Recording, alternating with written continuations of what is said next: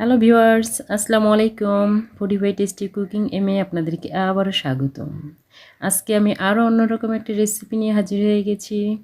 আজকে আমি দেখাবো কিভাবে গরুর মাংস দিয়ে বিরিয়ানি রান্না করা যায়। অনেক সুন্দর, অনেক সুস্বাদু, অনেক মজার একটা রেসিপি। চলুন দেখে নেওয়া যাক কিভাবে এত মজা করে একটা রেসিপি তৈরি করে নেওয়া যায় ঝটপট করে। তো চলুন বন্ধুরা, একটা প্রেশার কুকারে 1.5 কেজি গরুর মাংস নিয়ে নিয়েছি, 300 গ্রাম পেঁয়াজ কুচি এবং 4 চামচ আদা বাটা নিয়ে নিয়েছি। এখানে আমি নিয়েছি একটু বাদাম, সাদা এলাচ, কালো এলাচ, কিশমিশ, একটু তেজপাতা এবং গোলমরিচ। এখন আমি এই গরুর মাংসের মধ্যে একটু লবণ দিয়ে দিলাম 1 চামচ হলুদ গুঁড়ো, দিয়ে দিলাম মরিচের গুঁড়ো 1 চামচ, দিয়ে দিলাম গরুর মশলা 1 চামচ, দিয়ে দিলাম তেল 200 গ্রামের মতো, তেজপাতা দিয়ে দিলাম 2টো, দারুচিনি দিয়ে দিলাম অল্প, কালো এলাচ দিয়ে দিলাম অল্প, সাদা এলাচ দিয়ে দিলাম 4টে, কিশমিশ দিয়ে দিলাম 8টে, বাদাম দিয়ে দিলাম একটু। এখন আমি এটা হাত দিয়ে সুন্দরভাবে মাখিয়ে নিব। দেখুন, গরুর মাংসটা হাত দিয়ে ভালোভাবে ম্যারিনেশন করে নিয়ে চুলার মধ্যে চাপিয়ে দেব। ঠিক আধা ঘন্টা ধরে এটাকে আমি রান্না করব। ঠিক এই পর্যায়ে গরুর মাংসের মধ্যে বিরিয়ানি মশলার প্যাকেটটা দিয়ে আমি রান্না কমপ্লিট করে নেব। এদিকে আমি আরেকটা চুলায় হাঁড়ি বসিয়ে দিয়েছি, একটি তেল দিয়ে দিলাম সামান্য, একটা পেঁয়াজ দিয়ে দিয়েছি, দিয়ে দিলাম সেই মশলাগুলো বাদাম, দারুচিনি, সাদা এলাচ, কালো এলাচ, তেজপাতা সব একসঙ্গে দিয়ে একটু হালকা ভেজে নেব। এভাবে হালকা করে ভেজে নিতে হবে।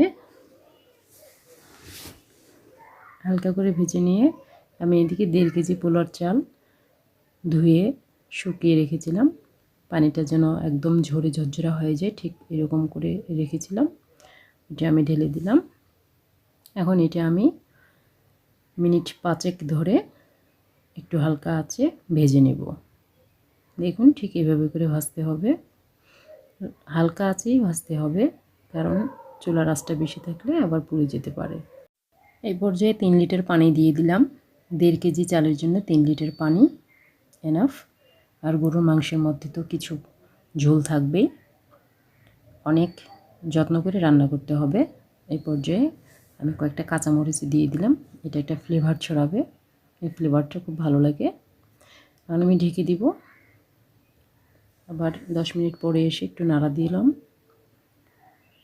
দেখুন, যখন পানিটা অনেকটা শুকিয়ে যাবে, হালকা একটু পানির মতো থাকবে, ঠিক তখনই গরুর মাংসটা আমি ঢেলে দেবো। রান্না করা গরুর মাংসটা এই পর্যায়ে ঢেলে দিতে হবে। এখন আমি একটু নেড়ে চেড়ে দিব। দেখুন, একটা অসম্ভব সুন্দর কালার এসেছে। দেখুন, আপনারা অবশ্যই বাসায় ট্রাই করবেন, সবাই খেয়ে দেখবেন। গরুর মাংস দিয়ে বিরিয়ানি অনেক মজা, অনেক সুন্দর একটা রেসিপি, এটা সবাই পছন্দ করে খেতে। আর আমার চ্যানেলটিকে যারা সাবস্ক্রাইব করেননি তারা আমার চ্যানেলটিকে সাবস্ক্রাইব করে দিবেন, লাইক করবেন, কমেন্ট করবেন, শেয়ার করবেন, আমার রান্নাগুলো দেখবেন। দেখুন, আমার রান্নাটা প্রায় হয়ে এসেছে। আমি এই সময় 10 মিনিটের জন্য একটা পাথর চাপা দিয়ে রেখে দিব। দেখুন বন্ধুরা, আমার রান্না হয়ে গিয়েছে, পরিবেশন করে ফেলেছি। ঠিক এরকম হয়েছে আমার রান্নাটি। এর সঙ্গে আমি একটা কাঁচামরিচ, একটা লেবু আর 2টো বড়া ভেজে নিয়েছি। অসাধারণ সুন্দর হয়েছে। আপনাদেরকে অসংখ্য ধন্যবাদ আমার রান্নাটি দেখার জন্য।